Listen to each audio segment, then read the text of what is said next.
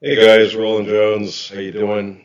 A lot of folks have been asking me about bankruptcy jurisdiction, especially foreign defendants, but even potential defendants in the United States.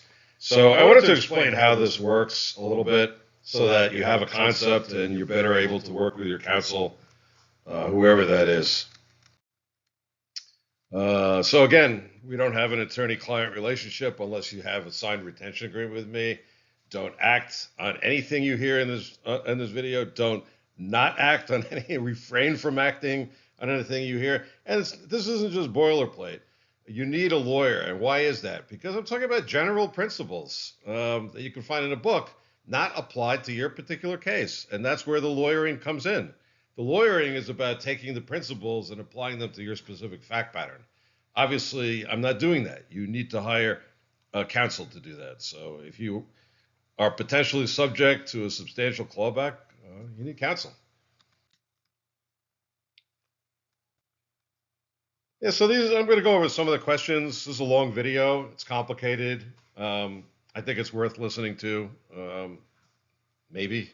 But anyway, I'll go into some of the questions. So if I live in California, why can a trustee drag me to New York? Why can a bankruptcy trustee sue me in New York? I'll go into that. If I live outside the United States, can I be sued by a bankruptcy trustee in New York or California or any bankruptcy court in the United States? And when does that happen? Does it happen all the time? Does it happen some of the time? What are the facts that are going to cause a judge to agree that a bankruptcy trustee has jurisdiction over you in a foreign country? And it uses the answer is basically based on both federal jurisdictional principles and bankruptcy principles, and I'll go into that. Lastly, if a bankruptcy trustee gets a judgment in New York, assuming the trustee got jurisdiction somehow or that was not objected to, let's say that's not an issue anymore, can she execute that judgment against your property in a foreign country? Why should a bankruptcy trustee be able to do that? Under what circumstance can a bankruptcy trustee in New York execute on a judgment on property that you have in Hong Kong? How does that happen? What's interesting here, it's a little complicated, is that bankruptcy court jurisdiction in the United States on citizens of the United States is analyzed differently than bankruptcy jurisdiction over foreign parties. So it's not the same thing. It requires a whole different analysis. And bankruptcy jurisdiction on foreign parties is like federal jurisdiction on U.S. parties, but with a wrinkle, with a special bankruptcy wrinkle. So it can be a little bit confusing. Also, there are three types of jurisdictions that I'm going to talk about. There's subject matter jurisdiction, we're going to that, personal jurisdiction, specific and general, and process jurisdiction. So you have sort of a concept of how jurisdiction works. And then I'm going to go into the execution of judgments in foreign countries, but I'm not going to spend a lot of time on that. So federal law jurisdiction on domestic parties, bankruptcy jurisdiction on domestic parties, and federal / bankruptcy law jurisdiction on foreign parties. Okay, so again, what are the types of jurisdiction? Subject matter jurisdiction. That's power over the matter. Do you have the right judge? And I'll go into that in a second. Personal jurisdiction, power over you. Process jurisdiction. How do you know you're being sued? And then enforcing judgments. So basically, I'm just kind of giving an introduction and sort of a highlight of what I'm going to be talking about in this video. And these are the types and subtypes of bankruptcy jurisdiction. Subject matter jurisdiction, core, and non-core. Really only talking about core. I will be only talking about core because I'm talking about clawbacks, and that is core jurisdiction. And then personal jurisdiction. How does a bankruptcy trustee get that? And how does a bankruptcy trustee get process? I'm beating a dead horse a little bit. All right, subject matter jurisdiction. Subject matter jurisdiction in federal courts. I'm going to focus on that. So not just bankruptcy courts, although it does apply to bankruptcy courts as well. The court must have jurisdiction to enter a valid enforceable judgment on a claim. And subject matter jurisdiction is basically about Do you have the right judge? If you're being sued, by your wife for a divorce, is she bringing that action in bankruptcy court? She's not going to get anywhere with that. She's got to bring it in divorce court, family court, tax issues, tax court. So basically, is the judge legally empowered to make rulings on that particular subject area? So that's subject matter jurisdiction. Put another way, the power of a court to adjudicate a particular type of matter and provide the remedy demanded. So this is a summary by on the Cornell website, which I highly recommend. It's an excellent site that I've used for years. And again, subject matter jurisdiction is a requirement that a given court have power to hear the specific kind of claim that is brought to that court.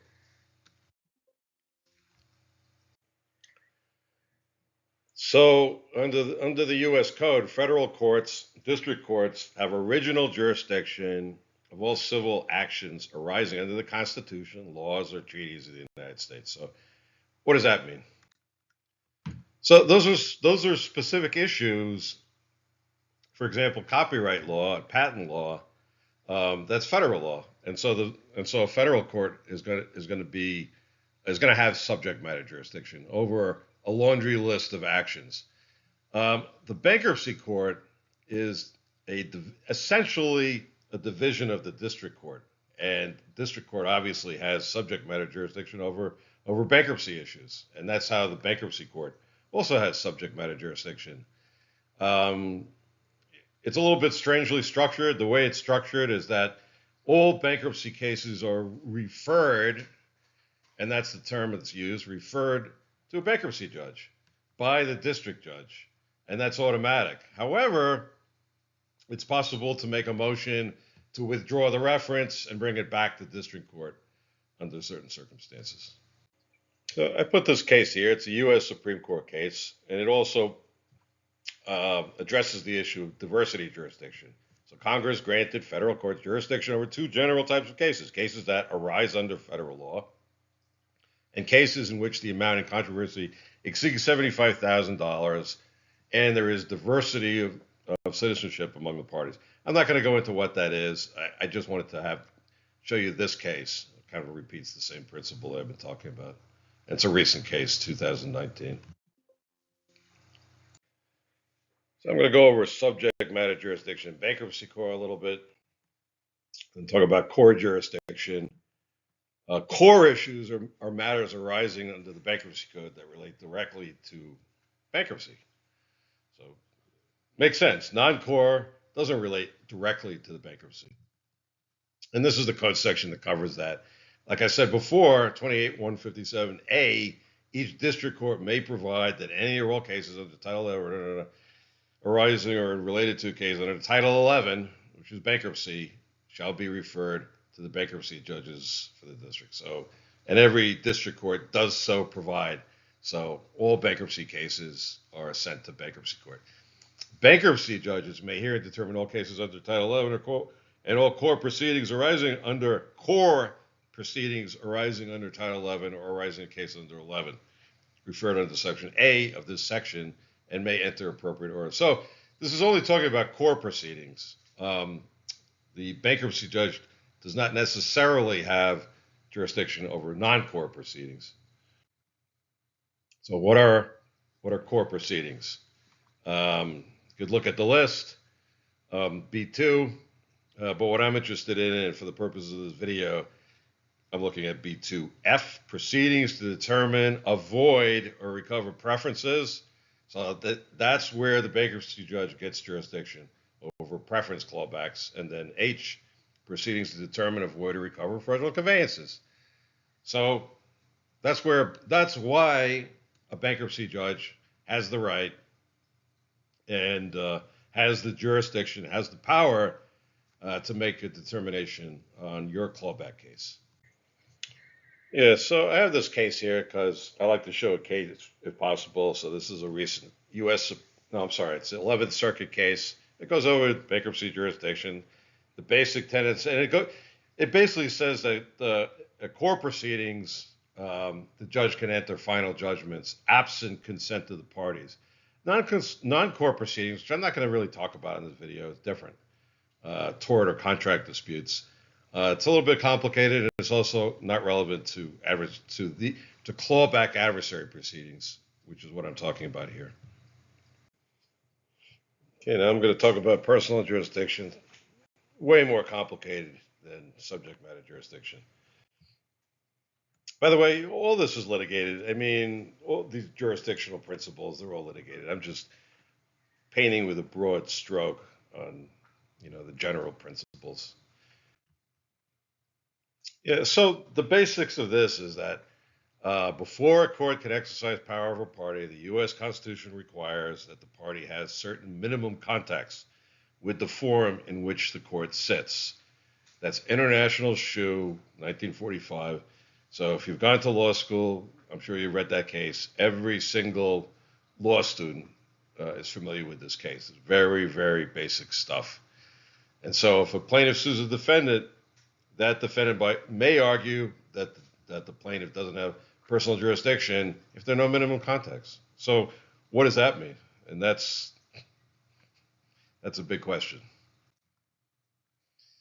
So this is governed by Federal Rules of Civil Procedure, Rule 4. Serving a summons or filing a waiver of service establishes personal jurisdiction over a defendant who is subject to the jurisdiction of a court of general jurisdiction. So what is that? We'll talk about that in a second. And notice, it's subject to serving a summons or filing a waiver of service. So it involves serving a summons. So you have to have a process. It's called process jurisdiction. So it's not automatic. You got to do something. So what is general? So the basic concept here is that the court where you live or where a corporation is domiciled, I'll go into that in a second, generally has jurisdiction over you. And general jurisdiction means the cause of action, the subject matter of the lawsuit does not have to take place in that state. So if you live in Florida, Florida courts are generally going to have personal jurisdiction over you, even if, say, you had a car accident in Texas. If you had a car accident in Texas, arguably you can be sued in Texas, but you can also be sued in your home state, in Florida. So that's the general principle of general jurisdiction. It's where you live, basically. The slide says the same thing, basically. And the home of the corporation is usually either where it's incorporated or its principal place of business. Again, it's going to be litigated, but general principles. This is a U.S. Supreme Court case. You can hear it straight from the Supremes on high. For an individual, the paradigm forum for the exercise of general jurisdiction is the individual's domicile. For a corporation, it is an equivalent place, one in which the corporation is fairly regarded as at home. There you go. Some people watching this video is probably like, what do I need to know any of this for? But maybe you don't need to know it, but you may want to know it, especially specific personal jurisdiction. Here I'm trying to be systematic about covering this jurisdictional topic, but specific personal jurisdiction is probably going to be the most relevant for foreign defendants, and we'll get to why. But it's worth sitting tight. Okay, here we go. Specific jurisdiction means personal jurisdiction based on a defendant's contacts with the state. That in one sentence has resulted in billions of dollars in judgment liability for foreign defendants. But anyway, the basics are as follows. For example, if David is a resident of Pennsylvania, New York cannot have general jurisdiction over him. He doesn't live in New York. A plaintiff cannot sue David based on David's activities that have no connection with New York. So his activities are in Pennsylvania, and you can't drag him into court in New York. Judge is not going to have personal jurisdiction. However, if David commits a tort in New York, then a plaintiff injured by David in New York should be able to demonstrate that New York has specific jurisdiction, not general jurisdiction, based on his conduct in New York. The plaintiff could sue David in New York because a New York court will have specific personal jurisdiction over David based on David's contacts with the state, whatever that means. And we'll be going into that.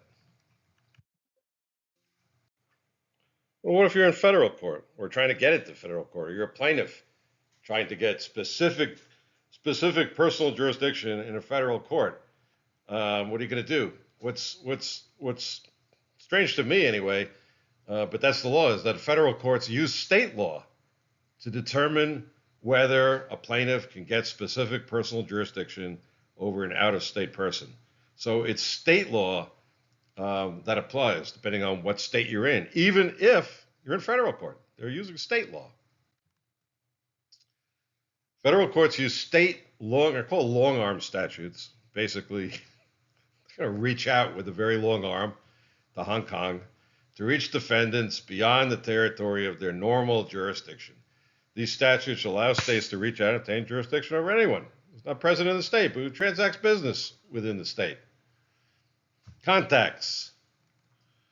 And the federal courts are going to use those statutes, that long arm law of the state to get jurisdiction. So here, Federal Rule of Civil Procedure, Rule 4, E1, basically says that if you're in federal court, you follow state law as far as the law on properly serving the summons.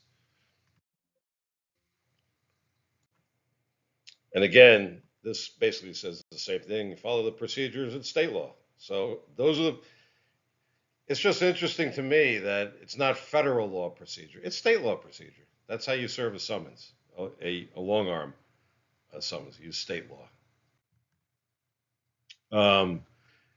This is a Seventh Circuit case, Court of Appeals case, 1991, and it goes into what I've been talking about a little bit. So that when assessing the constitutionality of an assertion of personal jurisdiction, the federal court must pretend that it's a state court, even when the issues arise under federal court.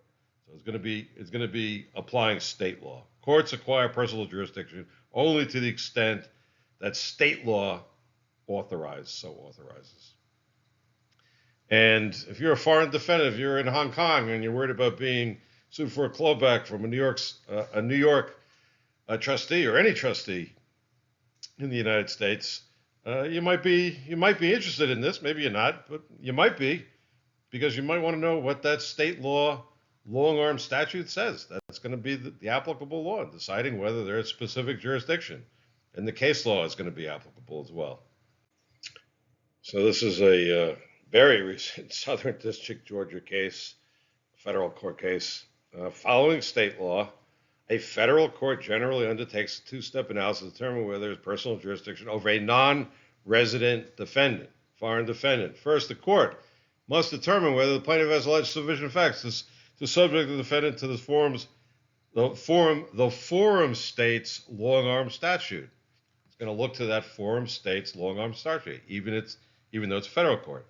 And second, the court determines that the court will have jurisdiction if the court determines that the forum state's long-arm statute has been satisfied, and whether jurisdiction comports with the due process law of the 14th Amendment. So it's going to do its own analysis of state law. It's going to say, yes, we're going to look at state law, and then we're going to make sure it's constitutional. But what they're looking at is state law, the law in that particular state. So every state has a long-arm statute, and some states specify exactly what the requirements must be met in order to have personal matter jurisdiction. Other long-arm statutes just say as long as it does not violate due process rights under the U.S. Constitution. And that's the due process clause of the Constitution, Fifth Amendment. I'm not going to read it. You can read it.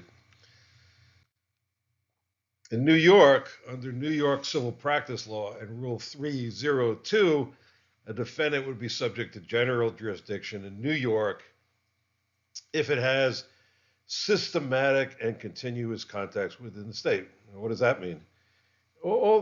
These statutes are all interpreted by judges, by case law. Otherwise, you don't know what they mean. have to be applied to specific fact patterns. Well, this is New York CPLR 302. It's the statute, personal jurisdiction by acts of non-domiciliaries.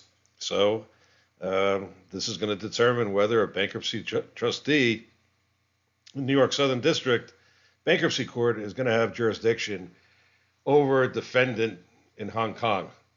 And the question is, how is this statute going to be applied? Federal bankruptcy court, a federal bankruptcy court is going to look to New York state law, and this is the New York state law. And it's very broad. Number one, transacts any business within the state or contracts anywhere to supply goods or services in the state. So what exactly does that mean in a particular fact pattern?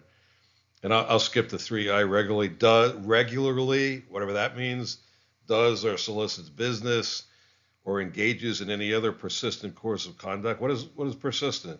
What is substantial revenue? Or expects or should reasonably expect the act to have consequences in the state, and substantial revenue from interstate or international commerce. So, what does that mean? You have to look at state law. You have to look at your fact pattern.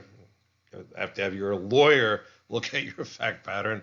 You have to get a lawyer, have that lawyer look at your fact pattern, and then look at the applicable case law, and see see how it applies in your particular case.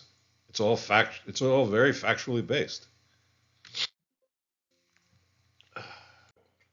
This is a recent 2014 U.S. Supreme Court case that discusses some of these issues. I'm not going to go into the facts of the case.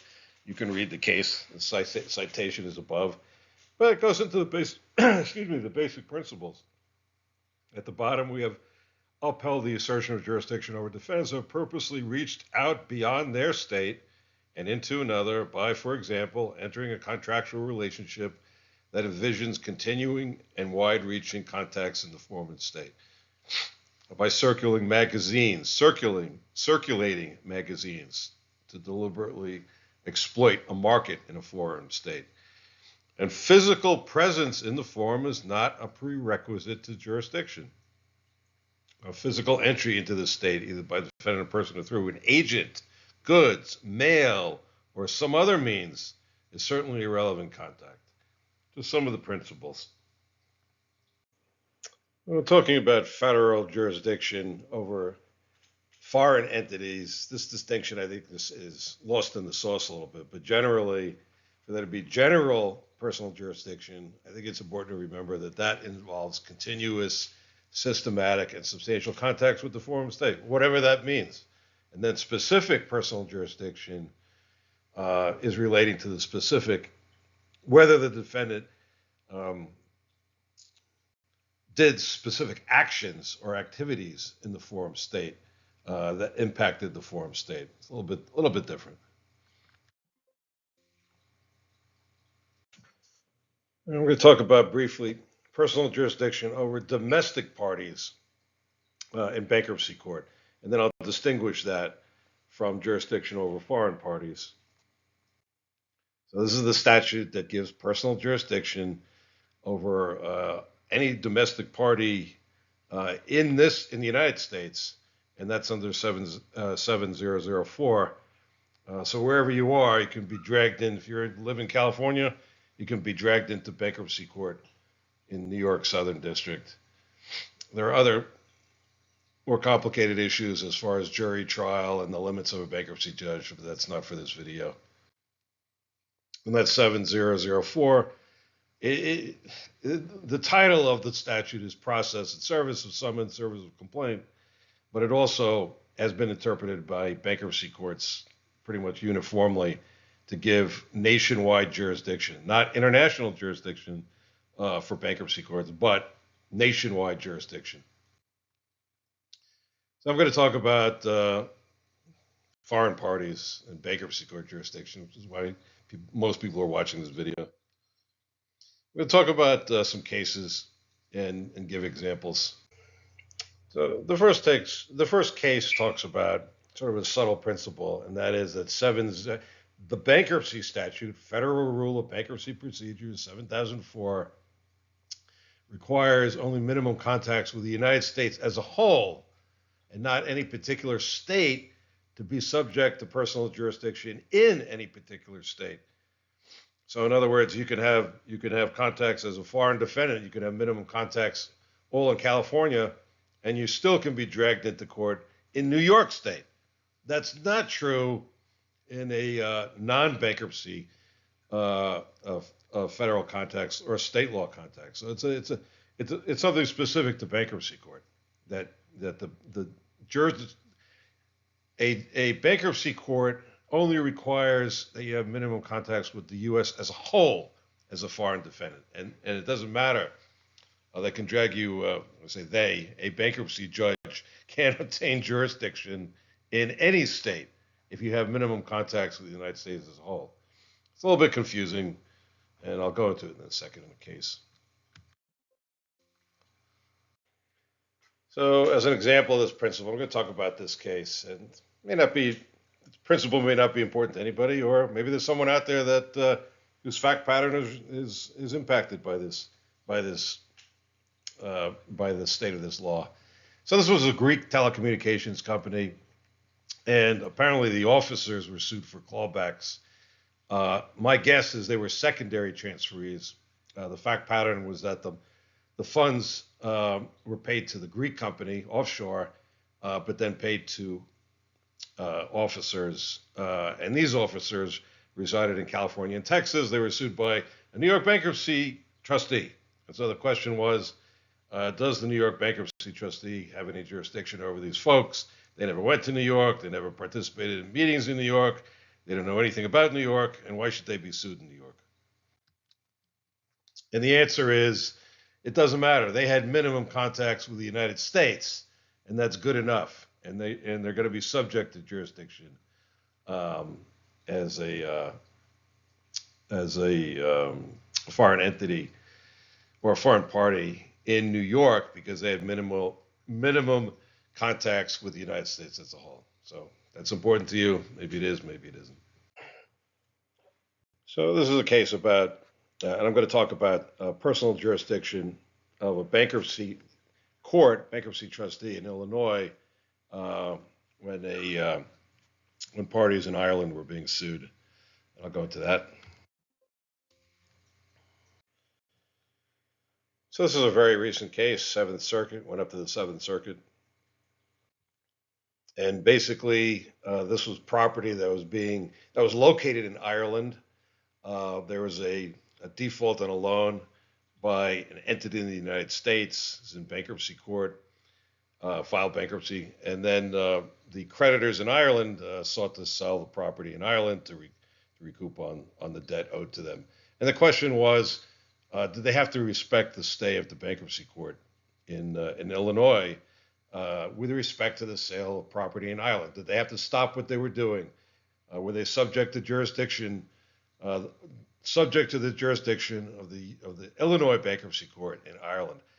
And the answer was no. And the reason is that they didn't conduct any activities in Illinois, and they didn't come to Illinois. They had nothing to do with Illinois, and there was no activity relating to this investment in real estate in Illinois. It was everything took place in Ireland. And so the district court decided and affirmed the order of the bankruptcy court, and the Court of Appeals also affirmed that there's no jurisdiction here because there are no minimum contacts, and there's no specific actions either. I think it's both general and specific, lack of general and specific jurisdiction, because these folks in Ireland didn't do anything in Illinois. They never came to Illinois. They had nothing to do with Illinois. So they weren't subject to jurisdiction. Again, the takeaway is everything happened in Ireland. There's nothing here. They didn't come here to sign. They didn't come to the United States to sign contracts. They didn't have meetings in the United States. They didn't sell anything in the United States. They didn't use a bank in the United States. Nothing. So there was just no minimum contacts here.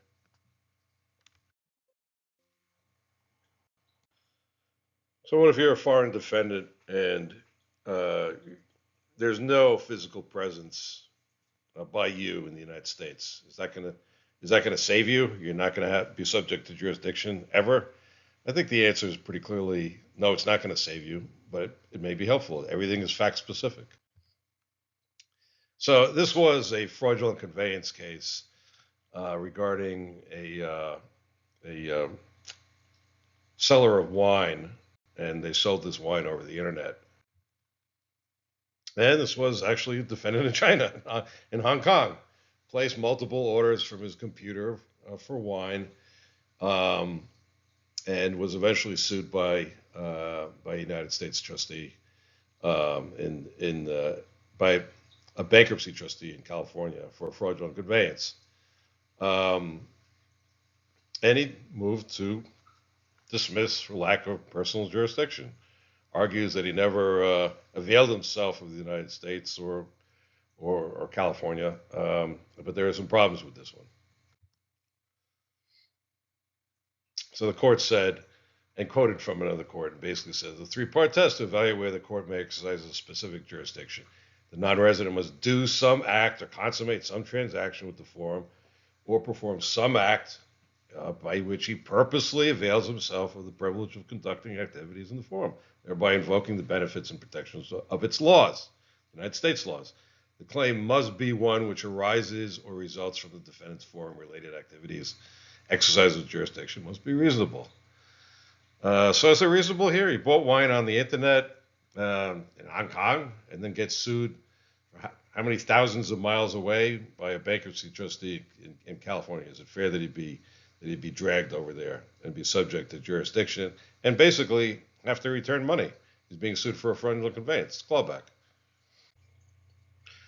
Well, unfortunately for this defendant, the answer is he was subject to jurisdiction. And of course, the defendant would say, I'm in Hong Kong. I ordered on the internet. What do I have to do with the laws and jurisdiction in bankruptcy court in California? And the court said, well, it doesn't matter whether you ordered on the internet or you ordered by carrier pigeon. Doesn't matter. You're going to be subject to jurisdiction. Defendant would have initiated transactions with a California resident that purposely availed himself of the United States and California's forums, and by such transactions would have implicated the protections of their laws. So just because he's physically not in California, then and he's in Hong Kong, doesn't matter. It happens in this situation that he did come to California. So he flew into California and complained about receiving some wine that he didn't receive or something like that. So did that tip the scales here? Who knows? It seems like the judge is making a pretty clear statement that if you order something on the internet, just because you're not physically in the forum state, doesn't matter. You're going to be subject to jurisdiction because you're depending on the laws of the forum state.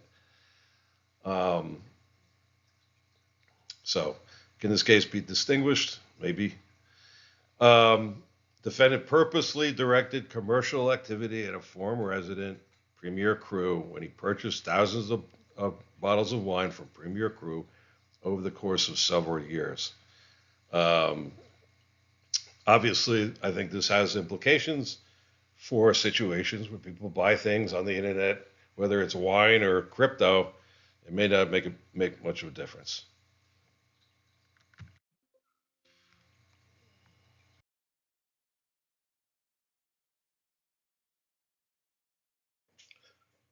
All right. Well, this is a very important question for a lot of folks.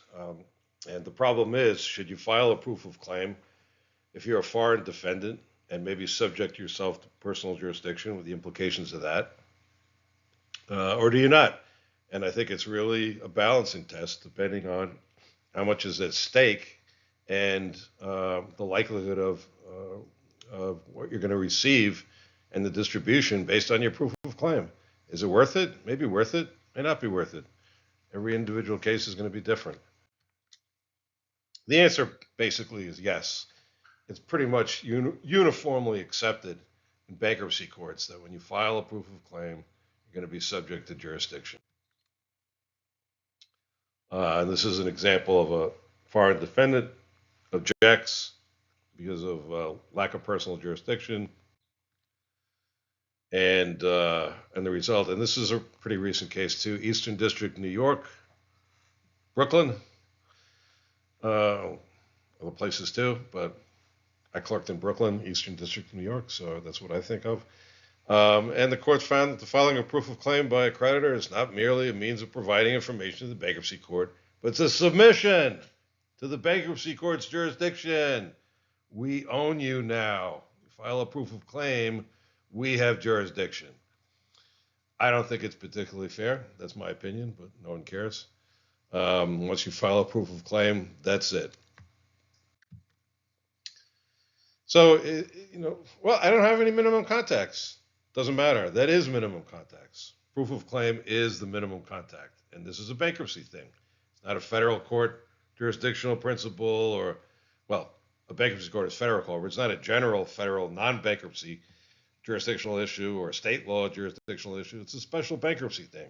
You file a proof of claim, that's minimum contacts, and you are under the jurisdiction of the bankruptcy court. Here's another example, 2017, Southern District, New York.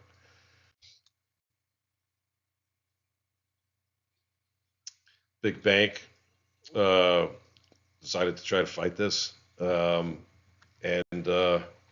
argued that there was a lack of jurisdiction. Didn't cite a lot of authority. Just I guess they thought they would take a stab at it, and the court found that no, file a proof of claim, you're done. You're done as far as disputing jurisdiction.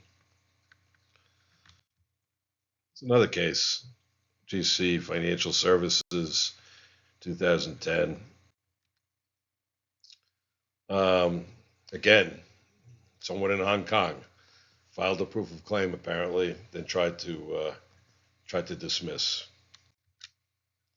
And again, didn't work. It was sufficient minimum contacts by filing a proof of claim.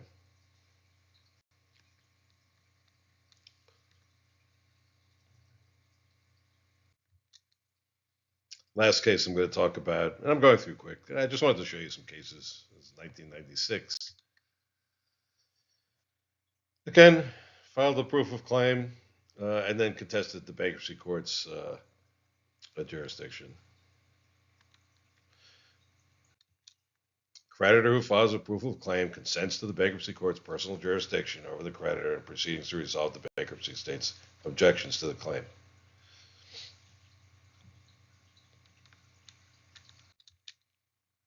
Anyway, so I'm going to talk about process jurisdiction. So again, there's subject matter jurisdiction, there's personal jurisdiction, and there's process jurisdiction.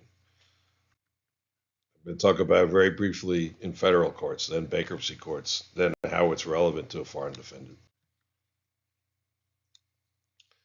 So process jurisdiction, bankruptcy courts on domestic parties, it's easy. It's 7004 that governs the service of process. Nationwide service is fine, and pretty settled law. That's 7004.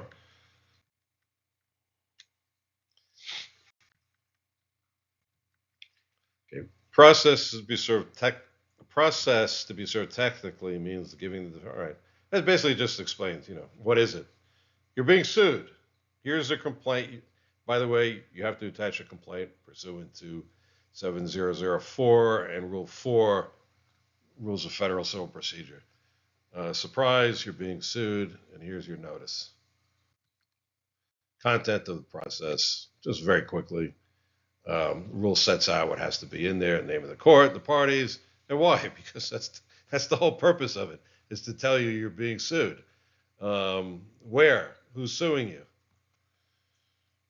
Without process, you're not going to know. So there has to be process. Otherwise, people will just get default judgments all day long.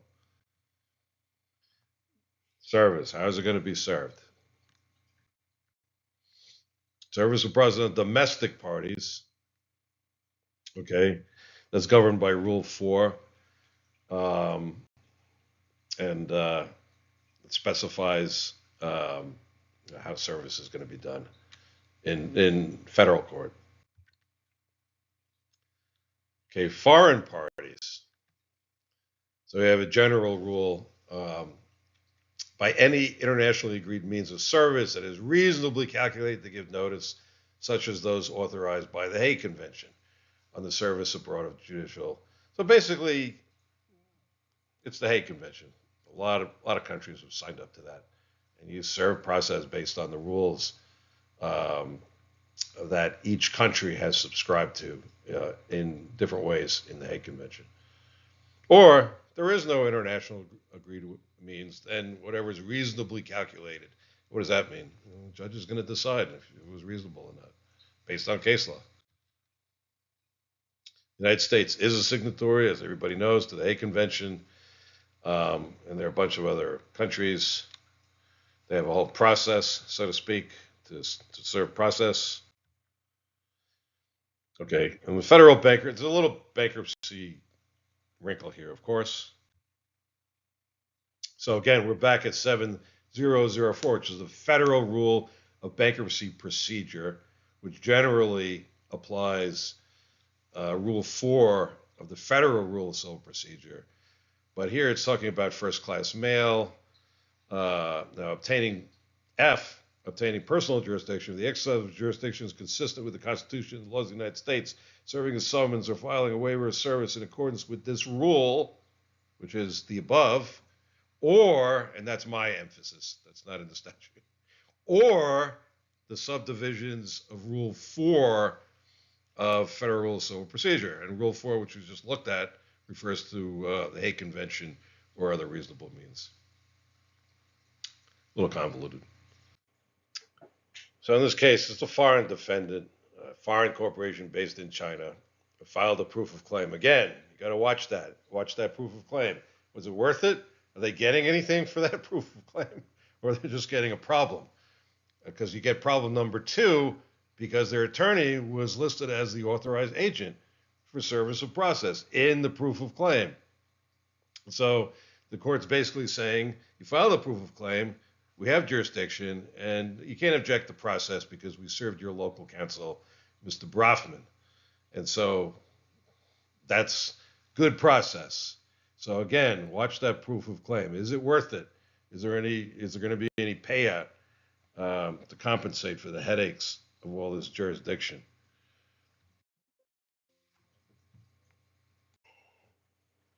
I want to show you a little bit about the Hague Convention. This is Article 1. The present convention shall apply in all cases in civil or commercial matters, not criminal, where there is occasion to transmit a judicial or extrajudicial document for service abroad. So that's the purpose of it. And it gets attracted or applied when there's a service issue. Service needs to be done. So these are the signatories according to usmarshals.gov. These are some of the signatories.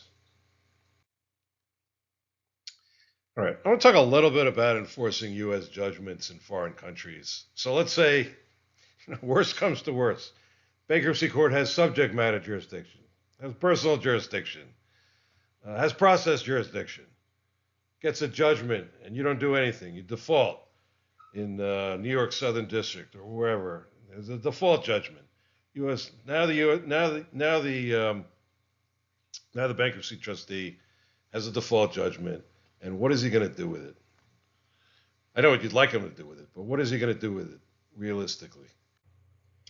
Well, the short answer, and again, this is like a 10-part video talking about this, so it's way beyond the scope of the video. But the short answer is that surprisingly, it surprised me, the United States is not a party to any bilateral treaties or multilateral international conventions governing reciprocal recognition and enforcement of foreign judgments. So there's no treaty, and the U.S. judgment cannot be enforced without first being recognized by a court. So there's got to be process, and there's got to be determination generally, and this is all very generally speaking. It's different in every country. But generally speaking, something's got to happen. They can't just take, they meaning the United States trustee, United States bankruptcy trustee, just can't take a judgment and then go to Hong Kong and execute on your property. Something's got to happen here. I advise obtaining counsel, definitely, if you're a foreign defendant or potentially a foreign defendant. Find out what the applicable law is in your country and what has to be done. I don't think it's a great strategy to get a default judgment, um, but you have to discuss that with your counsel. Maybe there's a balancing test that needs to be done. Is it worth fighting in the United States? Do you think you're going to win? Is it easier to do that and get rid of it in the United States, or is it easier to take it, or is it better, wiser, to take a judgment and then fight the judgment in your jurisdiction? I know what I think in most circumstances, but you have to consult with the counsel, with your counsel in your country, foreign to me, not foreign to you, your country, and decide what you think is the best strategy. And again, part of that is a proof of claim issue and asserting a right that you may have that may be a very substantial right. It may well be worth fighting a clawback in this country, because generally speaking, if you if you do not fight a clawback and you get a judgment, then your ability to put in a claim against the estate is going to be impacted. So again, not to beat a dead horse, there is no bilateral treaty or multilateral convention in force between the United States and any other country. I think I already said that. It's the exact same quote. Anyway, this is another government site. And again, they're going to determine whether the court had jurisdiction, which we just spent the last hour talking about. And that needs to be decided, analyzed in your particular situation. Whether you were properly notified, we spoke about that. Whether there was proper service. To determine if the proceedings were vitiated by fraud, whatever that means. I have no idea. And number 4, to establish that the judgment is not contrary to the public policy of the foreign country, of your country. So they don't like clawbacks there. They don't think they're fair. I don't know. Needs to be analyzed. But a lot of countries do have preference in fraudulent conveyance clawbacks. So I wouldn't be surprised if that law is respected everywhere. Well, I couldn't resist looking at a couple of these countries, but I'm not an expert at this, and consult with your counsel. This is not legal advice, like I said at the beginning of the video, in any way. I just thought it would be interesting to take a look.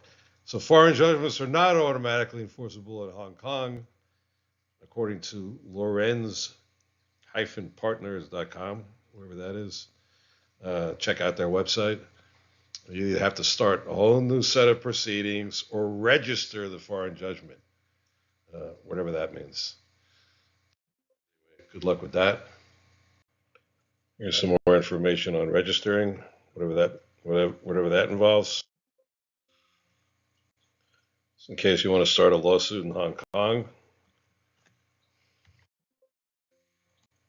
and I decided to take a look at Fiji. If you got to go into hiding, you might as well go to Fiji. It's beautiful there. Anyway, I was disappointed because apparently,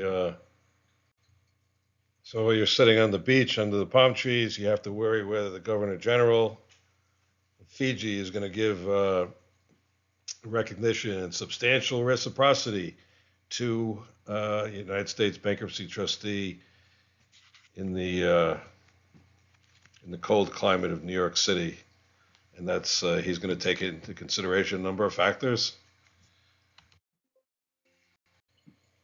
And these are the factors. They don't look that favorable for defendants. But what do I know? You got to get a lawyer in Fiji, and start preparing if that's what you want to do. Next, claim issues, judgment issues, and other issues.